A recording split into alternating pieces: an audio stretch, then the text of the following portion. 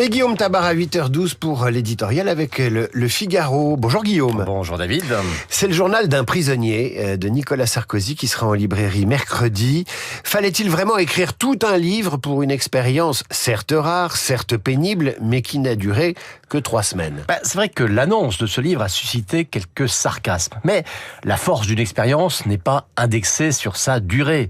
Et ces 216 pages se lisent d'une traite. Et quoi qu'on pense de l'ancien président et de cette affaire précise, elles sont passionnantes. Chez Sarkozy, voyez-vous, la parole à l'oral est une arme de conquête. Il en a usé, peut-être même abusé dans sa carrière, mais les mots à l'écrit sont chez lui un vecteur de confession et il réussit ici à aller très loin dans l'intime sans, de mon point de vue, basculer dans l'impudique.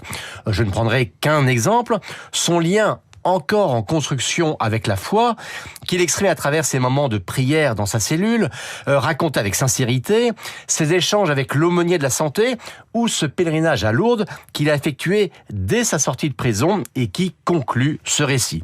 Alors, il y a dans ce journal d'un prisonnier des précisions très minutieuses sur le cadre et sur le personnel carcéral, mais on accède aussi, il me semble, à la vérité d'un homme que chacun croyait peut-être trop bien connaître. Alors, le livre n'est pas un essai politique à proprement dit, pourtant, il y a de la politique dedans.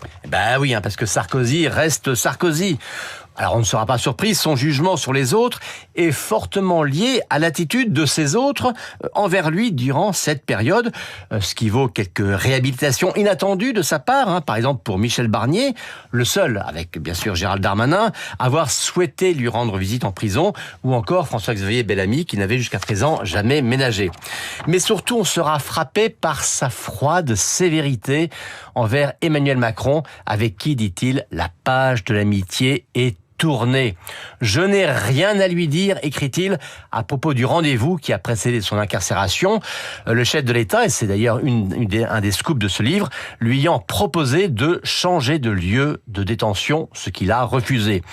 Le retrait de sa Légion d'honneur, pour lequel Macron s'est défaussé sur le grand chancelier, n'est à l'évidence toujours pas passé.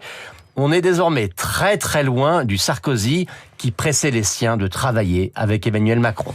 Envers Marine Le Pen, en revanche, les mots sont bien plus élogieux. Oui, non seulement ils sont plus élogieux, pour elle ou pour le vice-président de l'Assemblée, Sébastien Chenu, qui lui a écrit chaque semaine en prison, mais surtout il donne lieu à la seule prise de position politique de ce livre.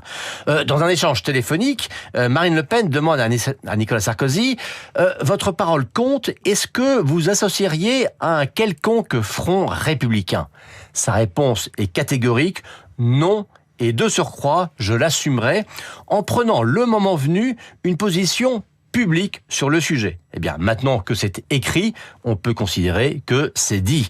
L'ancien patron de la droite dit explicitement que la reconstruction de celle-ci passera, je le cite, par l'esprit de rassemblement le plus large, sans anathème ni exclusive. Voilà qui relancera un débat qui ira croissant à mesure que l'on approchera de la présidentielle de 2027. Et gageons qu'il ne déplaît pas à Nicolas Sarkozy de vérifier que même s'il est officiellement retiré de la vie politique, sa voix porte encore. Guillaume Tabar, éditorial à retrouver sur lefigaro.fr et sur la chaîne YouTube de Radio Classique. À demain, Guillaume.